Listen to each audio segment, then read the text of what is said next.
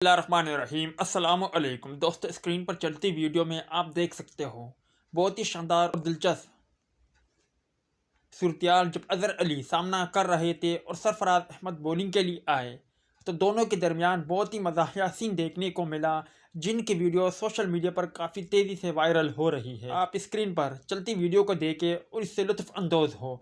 Video यकीनन आप भाइयों को अच्छी लगी होगी।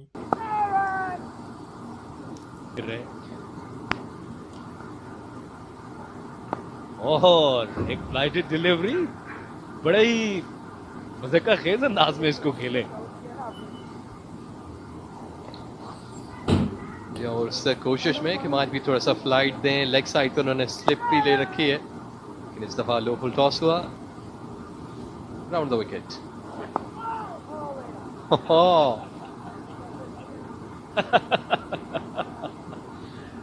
जी हाँ, लुत्फ अंदोज होते हुए ये तो ओवर के बाद हैंडशेक्स होंगे या नहीं?